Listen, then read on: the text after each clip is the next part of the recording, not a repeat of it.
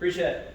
So going into the schedule here, we have 6 weeks that are going to be dedicated to this trainup. All right. The intent is to have the time from 9 in the morning till 12 in the middle of the day to give you guys time to learn Sapper skills and be able to be prepared for Sapper School. Starting the 10th of July, there will be an SPFT. The academic portion for that day will be Intro into Explosives and Demo. All right. We're going to go ahead and front load any kind of demolitions and exposure to any kind of explosives to ensure that any individual going out there will have enough time to study up and be prepared. All right. Next, we'll go into STTs. STTs is one of the gates that gets you into Sapper School. The better you are at STTs, the more likely you are to be successful at Sapper School and get into Sapper School. Then we're going to go into demo. We are going to hit demo hard, all right? It's not just going to be classroom where you're going to sit there and watch me go through a PowerPoint. We're going to put you through real life experiences for demolitions to ensure that you are prepared. Then we're going to go into land nav. All right, so there will be a 4-hour block of instruction allotted for land nav. Because not everyone's good at land nav, and we all need to get better no matter what, all right? Then we're going to go into priming and building of charges, engagement area development, and obstacles, tie-ins, rappelling, crew 6, 1 rope, and more land nav.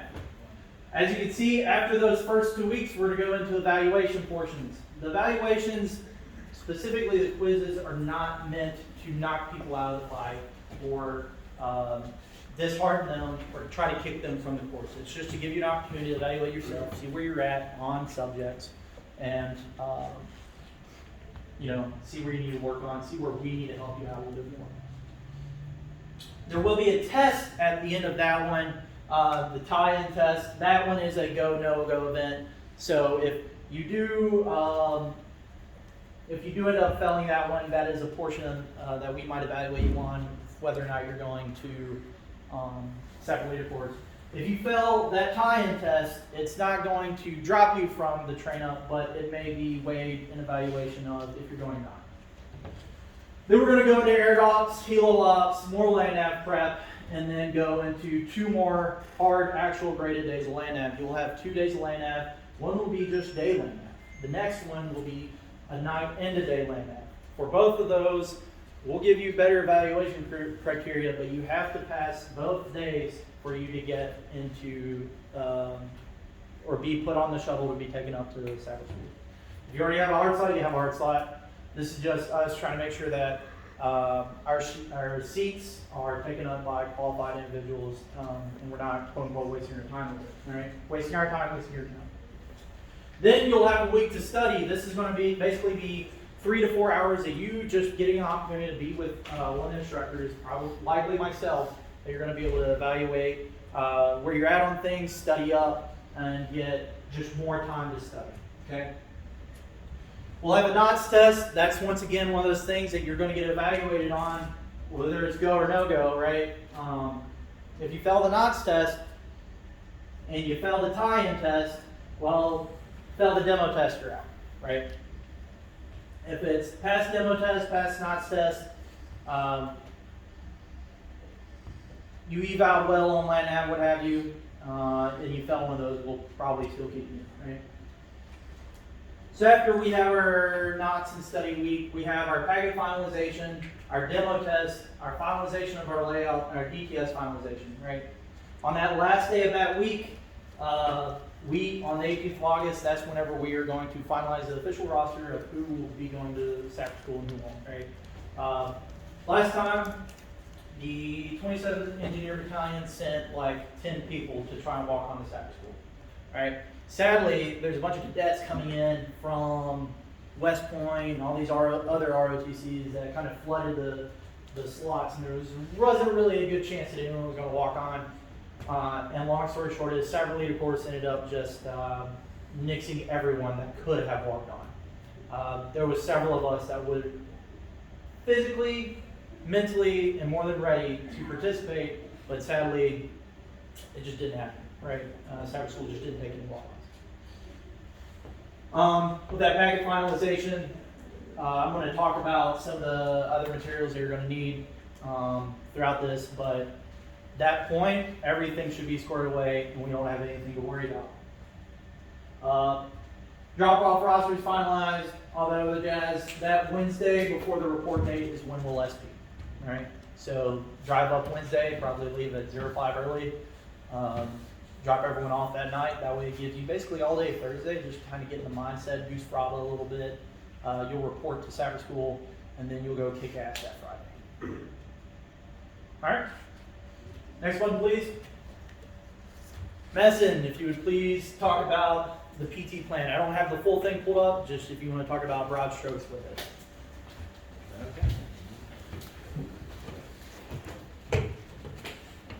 Okay, so what we've got up here is basically a little rendition of what we ran with Best Sapper. So the entire goal of this was to prepare you as best as possible for the actual full Sapper training. So we took the very, very intense Best Sapper trainup, cut that down a little bit, change things a little bit there, but the overall goal is going to be getting you to a place where you're strong enough to be able to handle everything that's going to come at you. You're able to maintain a very good pace for that 12 mile, and then really just have the conditioning to be able to keep you going for that entire 30 days that you're being crushed the most. So Mondays we have that mass run. A lot of you have been with us before we've done CPP. That is essentially going to be running intervals. So using a specific like 1,200 meter time or like a 2 mile time, getting it actually personalized to you on what the training will be. So some of you will be in a much higher intensity group, much longer distances. Some will be a little bit lower. It's all personalized to you, but basically training your conditioning, training your running from there, personalized to you, changing intensity, volume. 2 of the days you can see up there are going to be a ruck emphasis 2 a day. So you'll have your lift in the morning, have that ruck after. When Coach Harry was here, that is how he wanted to run it, and it ran perfectly with Best Sapper. The whole goal of that really is to fatigue your legs a bunch so that by the time you're out on that ruck, we're able to get a lot of work in without the extra mileage. So there's only so many times we can ruck and only so much we can ruck in that week to be able to get the conditioning, get all that strength done without just breaking you in half. So Tuesday is that heavier ruck day. You can see that progression increases all the way up to 60 pounds. So you're starting the morning with a heavier squat. So we're already pre-fatiguing your legs. So theoretically, let's say we wanted to get you to feel like 12 miles of volume into that day. We can do that same thing with like 6 or 7, just because we've already fatigued your legs that much. You're getting to that same level of fatigue.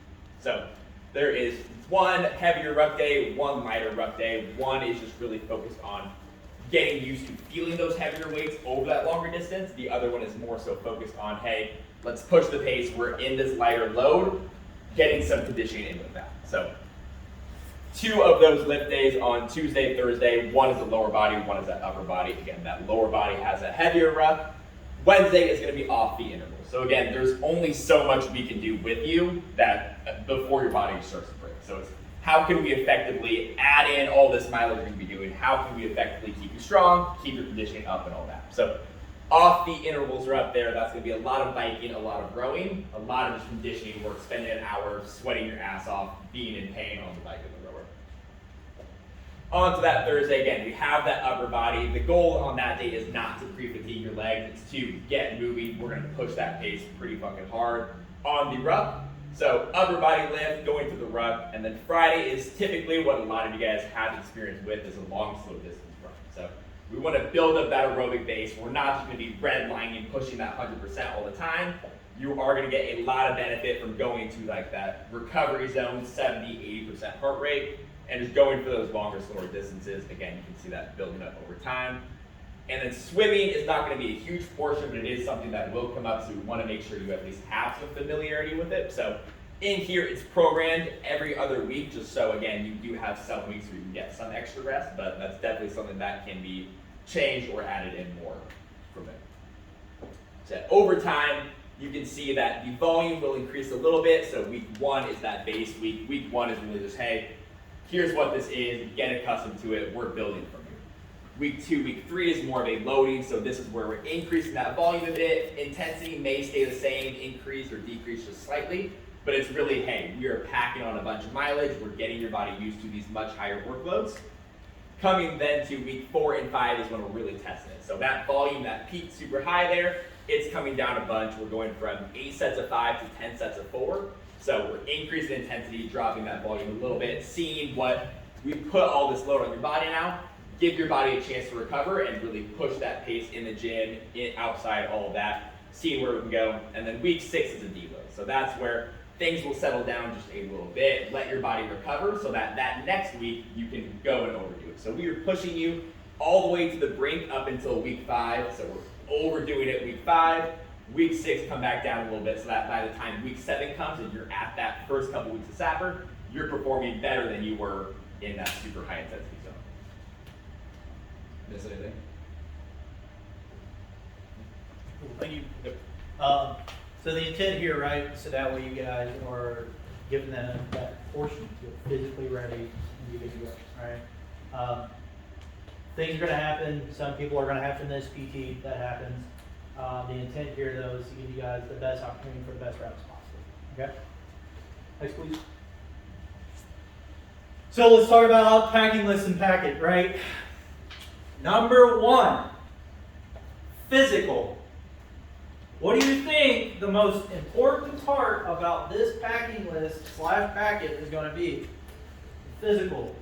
So I'm begging you, as soon as you get done with this brief, if you haven't already, start your physical. There's 2 parts to it. First part is all super easy to get done basically today. You plan it ready. The second part, that includes an actual PA. All right, that one requires scheduling, and that's why we need to do it months out in advance. All right, that's why you need to start as soon as you get done here, probably. All right, white stream completed. That is a portion that you find on the Sapper Leader Course website that just talks about kind of basically your basic information, right? 1610, that is going to be your DTS. If you do not have a DTS account, or you don't know if you have a DTS account, you need to do that today also, all right? GTCs, we can work with that. If you don't have a GTC, it's all right. We can get that figured out. ERB, SRB, that's going to be your talent profile, all right? That soldier talent profile. Your 705, that is a PT card within the last 90 days, all right? When you come to us, try to already have a PT card for us, all right? If not, we can still work with you, make sure that a good PT card is presented for Sapper Leader Course. All right, original certification letter of preparedness.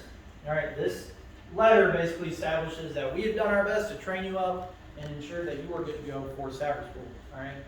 So if we don't think that you're ready to go to Sapper School, you're not going to get that, all right? Hard copy of approved waiver, if applicable. I'll go over waivers here in a second. And then the packing list is also found on the school website. Here at the end, I'll talk about some kind of tips and tricks for the packing list and some advice I would like to give for that. Next, please. Waivers. These are found on the school's resource page. It looks just like this, all right? So these waivers, you can have your school's NCO fill them out for you, or you can fill it out yourself and you just send it out, all right? Thing is about these waivers, right? They have to be sent to T6 and then forwarded to the schoolhouse for them to get approved. All right, so it takes a while. All right, on that sign-in roster, go ahead and annotate whether or not, or if you're, go ahead and annotate your MLS. All right, so that way I know who is going to need a waiver and who I need to check up on. All right. If you know you're going to need a waiver, meaning you're not a 12 series MLS or a 12 November, 12 Bravo, or 12 Whiskey, you're going to need a waiver. All right. Any kind of commo? Do I got any mechanics in here? Any mechanics? Any 25 series? Anything like that? Really excited that you guys are trying to do this, and I'm going to do my fucking best to make sure that you get the opportunity to do that. I just need you to get your waiver put in early. Okay. If you have maybe had some other issues, which if you go and check the school website, maybe things like you received a DNR from the school or something like that, you may require a waiver. But the big one is rank and MLS waivers. So UPFCs, PV2s, you're going to need a rank waiver. All right. If you got a different MLS, means you're going to need a rank and an MLS waiver. like you. So if you're under a specialist and you're not 12 series MLS, you're going to need a waiver. All right. If you've ever received a DNR from the school, you're also going to need a waiver. Next, please. All right. So study list. Here a little bit about to hand out a packet. I know there's quite a few of you, so I can get your emails and just have it forwarded to you, this whole slide deck forwarded to you. But there's a significant study list that I need you to kind of start looking over for the next 2 weeks, right? Sapper creates open source, demo and explosive. You don't have to go deep into it. I just need you to start looking at relevant terms and stuff like that. We'll go over more of that, kind of the breakdown, how to read some of the training manuals and stuff like that. Knots, you can find those on the Sapper Leader Course website and on their YouTube. And everything else, like establishing combo, land navigation, 249 solve, 240 Bravo, and MDI, all of those need to be found on the Sapper School website and YouTube because they have the necessary grading criteria and everything else to ensure that you pass STTs. This whole block right here is all Sapper training tasks, and you need to be familiar with everything that is on those YouTube pages. All right. Next, please. All right. So with the physical, like I said, do it early. Get it over. Get it out of the way. Packing list.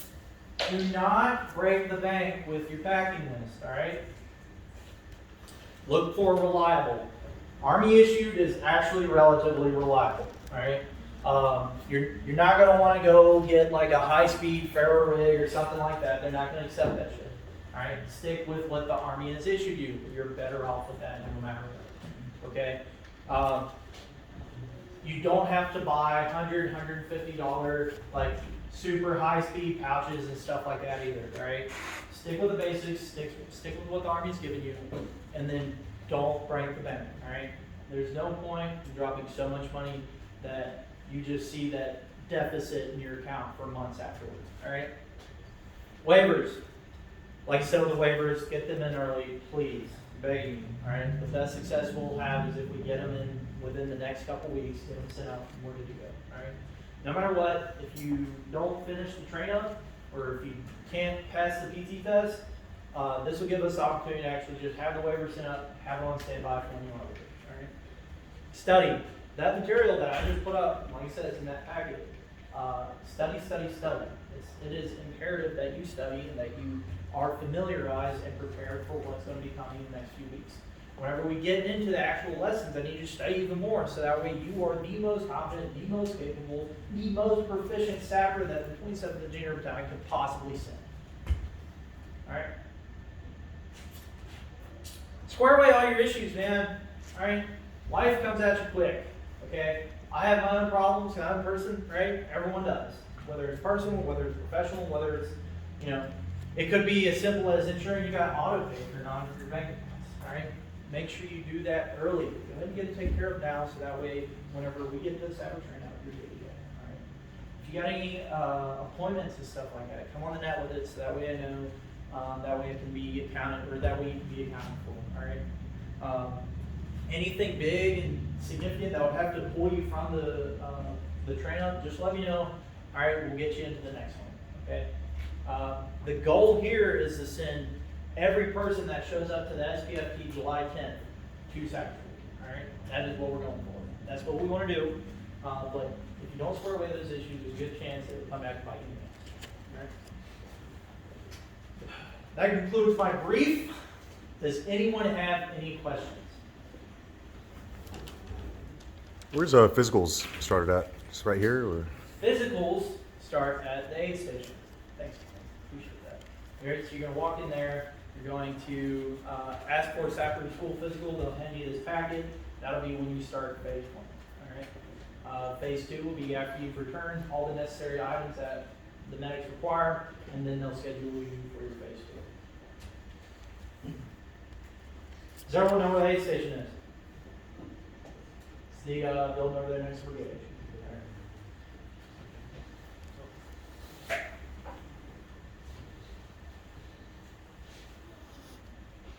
All right.